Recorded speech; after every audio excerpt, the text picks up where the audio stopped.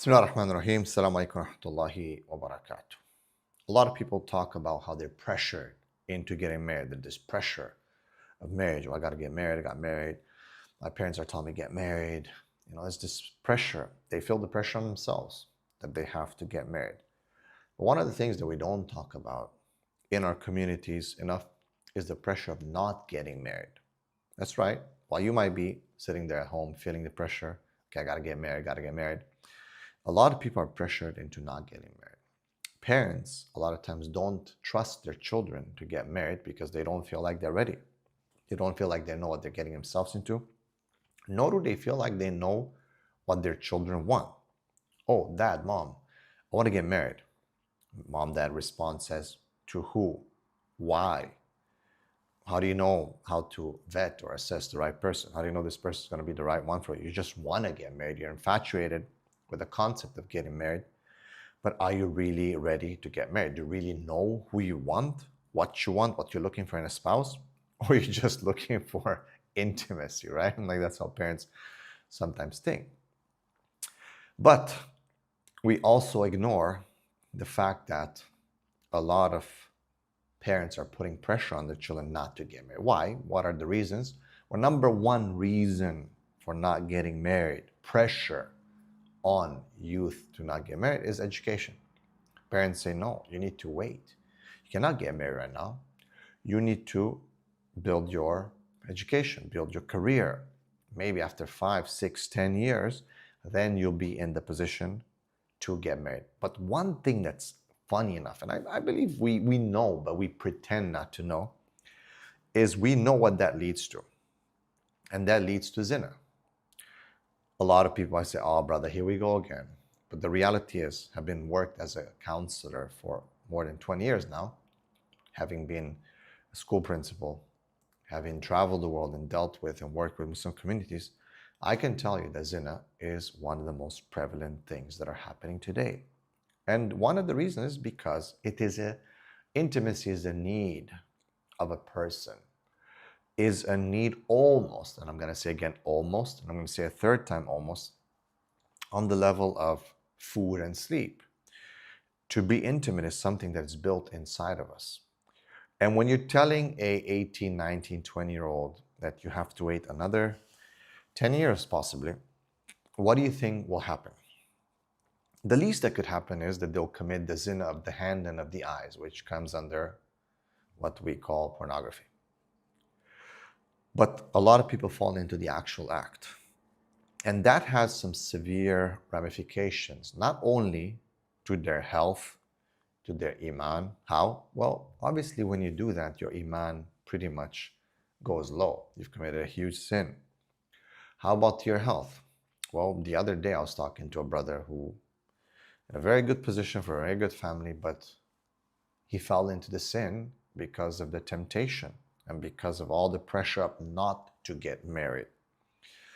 But the ramifications going beyond that. So he was in between clinics testing himself for STDs, sexually transmitted diseases. You see, my brothers and sisters, delaying marriage doesn't come only at the cost of not having children or not spending time with a righteous spouse and building a family together and worshiping Allah together and all the good things. No, it comes also at a negative cost of possibly falling into some severe sins that will have some consequences on every level, spiritual, emotional, and physical.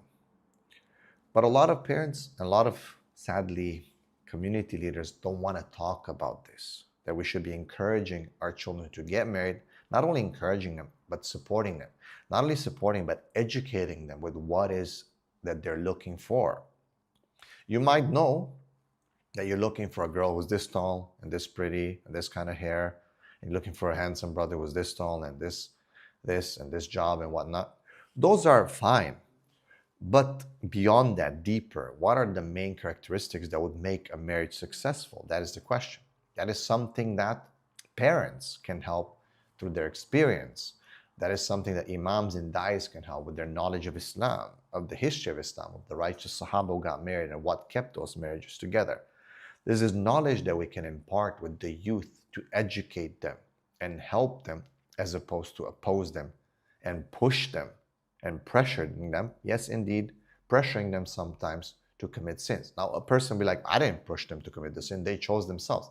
Yes, but when you have thirst and there are some water sources and you cover those water sources, the person goes to that water source, you cover it with a rock and you say, no, it's not accessible.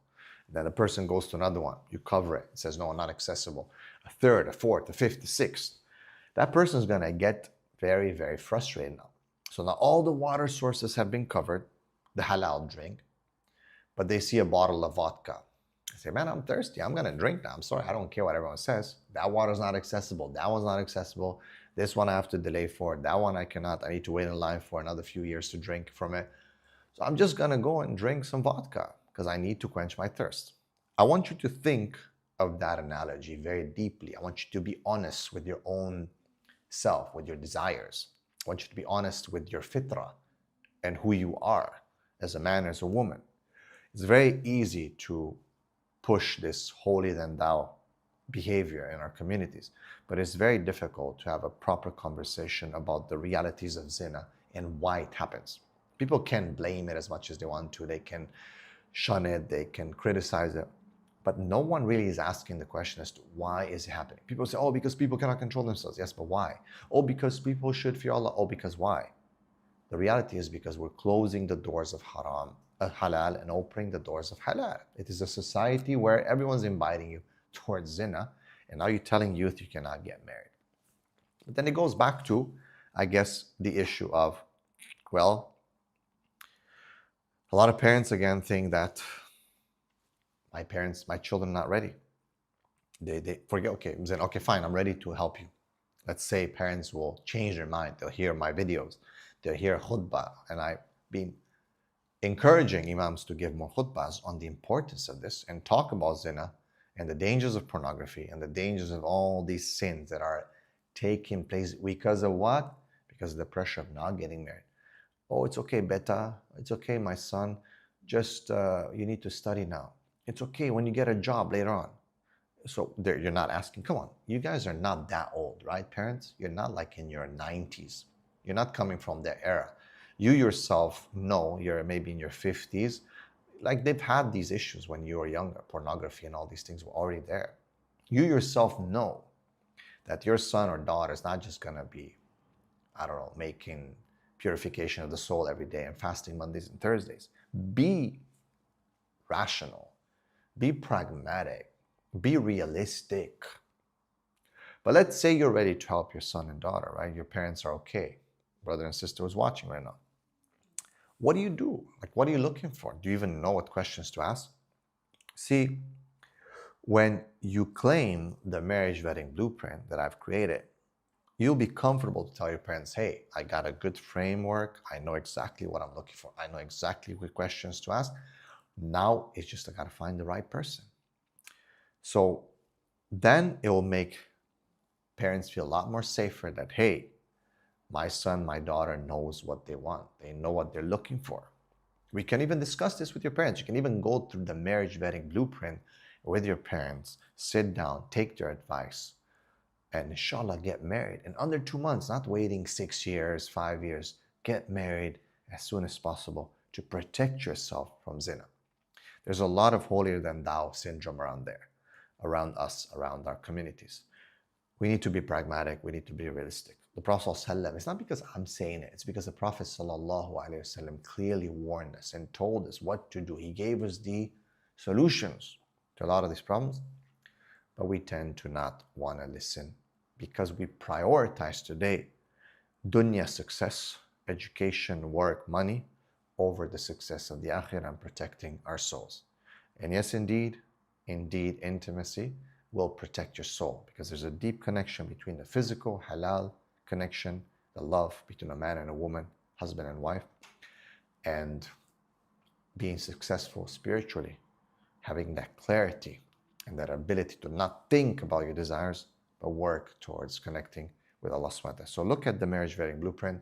Inshallah, the links are all in the description of this video, and start with a strong framework and get married as soon as possible.